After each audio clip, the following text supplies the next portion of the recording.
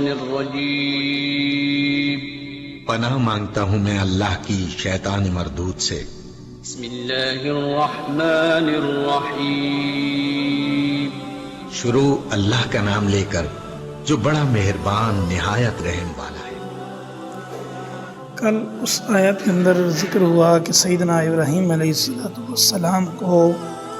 ہم نے کئی باتوں کے اندر آزمایا، تو یہاں سے حضرت ابراہیم علیہ السلام کے حالات و واقعات شروع ہو رہے ہیں، اور پچھلی آیتوں سے ان واقعات کا دو طرح گہرا تعلق ہے۔ ایک بات تو یہ ہے کہ یہودی، عیسائی اور عرب کے بت پرست، یعنی تینوں وہ گروہ جن کا ذکر اوپر آیا ہے، حضرت ابراہیم علیہ السلام کو اپنا پیشوا مانتے تھے، مگر ہر گروہ یہ دعویٰ کرتا تھا کہ وہ اسی کے مذہب کے حامی تھے، لہذا ضروری تھا کہ سیدنا ابراہیم علیہ السلام کے بارے میں صحیح صورتحال واضح کی جائے۔ قرآن کریم نے یہاں یہ بتلایا کہ ان کا تینوں گروہوں کے باطل عقائد سے کوئی تعلق نہیں تھا، ان کی ساری زندگی توحید کی تبلیغ میں خرچ ہوئی، انہیں اس راستے میں بڑی بڑی آزمائشوں سے گزرنا پڑتا جن میں وہ پورے اترے۔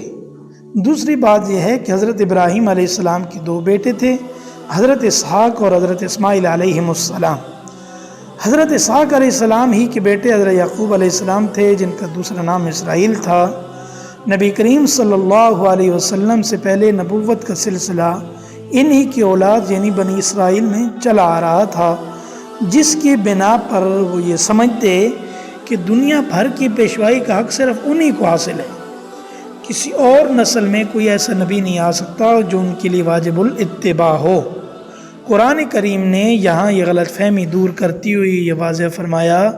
کہ دینی پیشوائی کا منصب کسی خاندان کی لازمی میراث نہیں،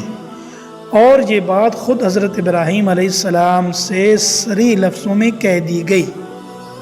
انہیں جب اللہ تعالیٰ نے مختلف طریقوں سے آزما لیا اور یہ ثابت ہو گیا کہ وہ اللہ تعالیٰ کے ہر حکم پر بڑی سے بڑی قربانی دینے کے لیے ہمیشہ تیار رہے، انہیں توحید کے عقیدے کی پاداش میں آگ میں ڈالا گیا، وطن چھوڑنے پر مجبور ہونا پڑا، انہیں اپنی بیوی اور نوزائیدہ بچے کو مکہ کی خشک وادی میں تنہا چھوڑنے کا حکم ملا، اور وہ بلا تعمل یہ ساری قربانیاں دیتے چلے گئے۔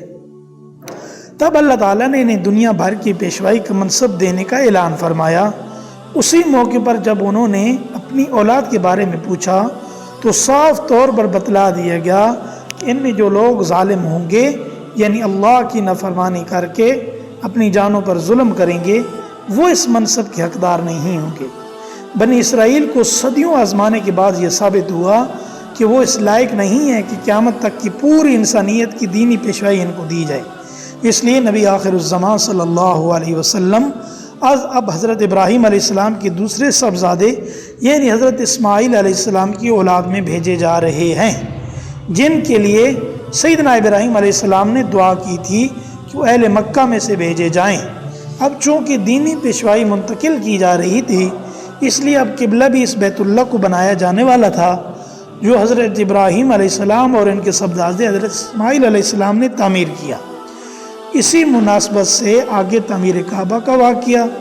اور وہ سارا سلسلہ آنے والا ہے، تو اس کے پس منظر کے اندر یہ چیز تھی جو سمجھا دی گئی۔